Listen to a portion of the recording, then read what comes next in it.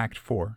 Interior, Sterling Cooper, executive floor, later. Pete, Paul, Ken, Harry, and Sal all wait by Jimmy's desk. On edge. Jimmy knocks on Don's door. There's no response. Jimmy says, he said no disturbances, but Ken says, get a key. He could be, you know. Jimmy turns back to the door so they can't see his face. Something shifts on it. Something synthetic. Unnatural. His eyes telescope slightly and his pupils glow blue. For an instant we see through Jimmy's eyes. He has X-ray vision and can see Don lying on the floor, bleeding and motionless. Jimmy says, oh, he's dictating. Probably got the headset on. Can't hear. I'll tell him. I got a key. Without them seeing his hands, Jimmy presses his palm to the door's handle. A key morphs out of his skin in the perfect shape for the lock. Interior, Don Draper's office, continuous. Without letting anyone else see inside, Jimmy slides into the office. Don's still lying in the only shaft of light coming through the covered windows. His skin has healed somewhat, but is still lifeless. His nose is still very badly broken. The thin shaft of light is the only thing keeping Don from dying.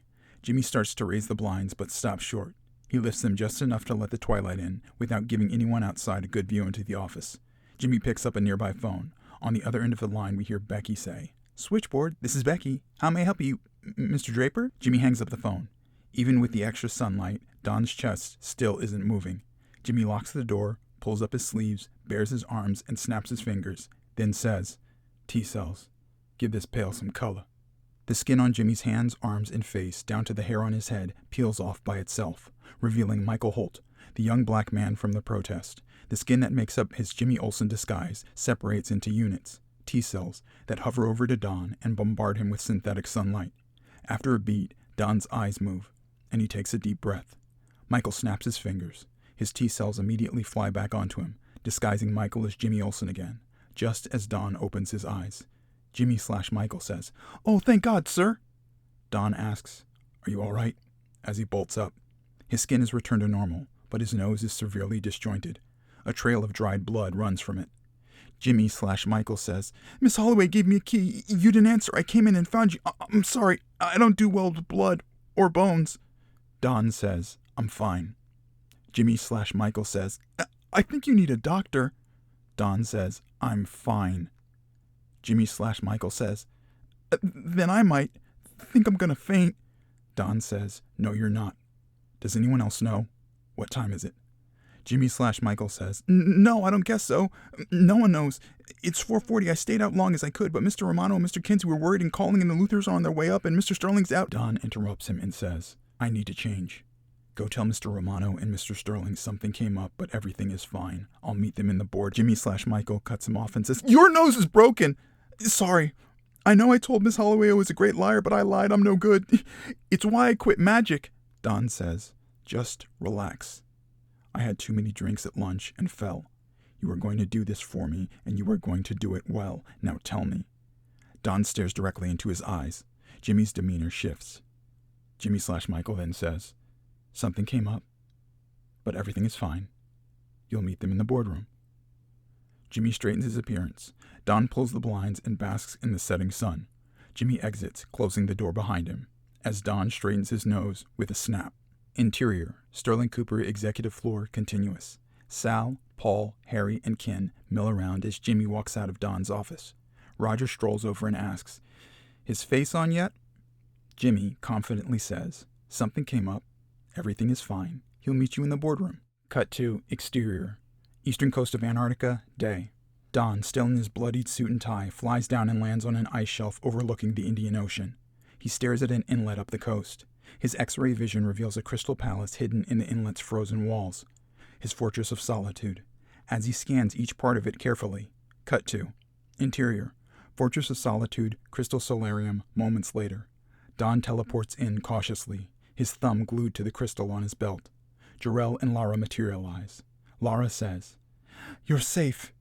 Jarrell says, "Good, you can catch Brainiac. It's gone. It accessed your databanks and used the array to leap away." Don interrupts and asks, "Did you do it?" Jarrell says, "Forgive me, my son." Don turns to the array. In unison, the crystals rise to the ceiling. The glowing floor beneath them separates. 2 large crystals rise out of it. Lara says, "Kal-El, what are you doing?" Don grabs one of the crystals. Jarrell's image and voice begin to degrade. Lara says, No, it was both of us. Jarrell struggles to get out. No, that not true is not true. Don asks, Did you help him, Mother? Jarrell says, Do not listen her. Lara says, We are a unit. If you sever your father, you must do the same to me. Don seethes. Why? Why do you keep... He almost got me killed. Again! Don hurls the crystal across the room. It tears through Jarrell's fading image and toward the wall behind him. Lara exclaims, Carl! Don streaks across the room and snatches the crystal back just before it impacts. He grips it for a beat, then lets it drop to the floor. Cut to. Interior. Daily Planet, bullpen, later. It's an ample space with a constant den. Workers at their desk, others dashing between them. Peggy enters, camera bag strapped across her chest. Her right hand is propped up on it. It has a cast on it, but it's hard to see beneath her long-sleeved blouse. She nonchalantly crosses to a neat desk and sits. Perry White, 60s, cantankerous, white, cuts through the bullpen with a retinue in tow. He sees Peggy, cuts over to her, and asks, What's the idea? You should be on the mend. Peggy says, Can't afford to, sir. Perry says, You got paid sick leave. Peggy says, The photos Miss Lois took of Superman made page 1. None of mine have. I miss my shot. I don't mean to miss my next one. Perry says, You're my youngest photographer ever. Ease up, Peggy Olson Wonder Girl. Now clear out and go heal, Peggy starts to say, but Perry cuts her off and says, Or clean out your desk for good. Perry moves on. Peggy yells after him, You got it, Chief. Perry yells back, And don't call me Chief. I hate it. Peggy mutters to herself, I know. As she collects her things, a shadow falls over her. Peggy asks, Can I help you? A fully healed and cleaned up Don smiles down at her and says, Yes, I'm a fan. I'd like to talk to you about some of your work. Peggy says, Sorry, I'm on sick leave. Don says, Your personal work. I don't want much of your time and I'm willing to pay. Peggy asks, How much? Don says, 1,000 in cash for a fraction of a second. Cut to. Interior. Sterling Cooper, boardroom, same. It's lavish. There's a breathtaking view of Metropolis's night skyline. Carpeted floors, walnut paneling, full bar. A gigantic table dominates the space. It's covered with ashtrays, boxes of Luther products, platters of food. Roger sits at the head of the table. Sal, Ken, Harry, Paul, and Pete sit on the right side. Across from them sits Alexandria Luther, late 50s, regal, white. Lex Luthor, 30s, chilling, white. And Bruce Wayne Luthor, 20s, brooding, white. Roger says, Sorry I missed you for lunch. Things were just so busy here. Alexandria says, Not nearly enough. Or this place would be full of your graft, not mine. Lex says, I trust you at least resolved the matter we discussed this morning. Roger says, Smothered it before the crib myself. Alexandria says, That's what I like to hear. Now, give me more reasons to want to keep hearing from you. Bruce says, They're stalling. This is a waste. Roger says, Stalling? The idea. You're visiting dignitaries. Gotta make this an occasion. This lot's not allowed out unless there's company. Pete says, We discussed your concerns and think Luther & Sons, plus the Wein Enterprises products we handle, collectively need connections between your products and consumers. Lex says, Connections. Even before my mother adopted Bruce, uniting LexCorp and Wein Enterprises, we were two of the most integrated interests in the country. Alexandria says, I don't come to Sterling Cooper for vague business mumblings. We come for bold campaigns that retain and gain customers. Bruce asks, Where are all the bold ideas you're not stalling for? Harry says, We know you've discussed an interest in iconic characters along the lines of a Marlboro Man. Bruce says, For Luther Strike cigarettes, like an adorable talking match. Harry says, That's a great idea. Bruce says, That's a terrible idea. They're accusing us of manufacturing several products that cause cancer. A talking match opens us up to accusations of cultivating kids. Paul says, Perhaps a properly targeted series of movies or television shows built around Luther Wayne products. Alexandria says, Your bold idea is a soap opera? Paul starts, No, I meant. Lex cuts him off and says, You should stop talking. Alexandria says, Perhaps we should entirely. Roger jumps in and says, Now hold on. Bruce cuts him off and says, I told you, this place is a waste. Gotham's bold, the future, the heartland. This place lacks heart. They all hear Don say, and that's why you should stay. As Alexandria, Lex, and Bruce start to exit, Don enters with a small portfolio. Alexandria says, "Draper, I'm sure you think this is a dramatic entrance, but to me it just seems like you and your staff can't keep up with the time." Don says, "It seems like you're walking out on the future of your business." Don holds Alexandria's gaze and waves the portfolio. He asks, "You think Gotham's the answer? Why? Because Leo Burnett's got a closet full of warm fuzzies they roll out for every product? I didn't take you for jerks. Maybe you should go. Sterling Cooper doesn't work with jerks." Lex says, "You work for us." Bruce cuts in and says, "More importantly, we're not jerks." Don says, "Then why are you letting people beneath you yank you around? You want bold campaigns? Be a bold company." Don pulls a photograph out of the portfolio and shows it to the table so that we can't see it. The Luthers all stare. Don asks, "What did I do to get this for you?" "You already know. Everything imaginable. Everything it takes to hold together two of the largest companies in the country, to get over losing a patriarch, a mother and father. That's what we do. You're right, Bruce. This place is heartless.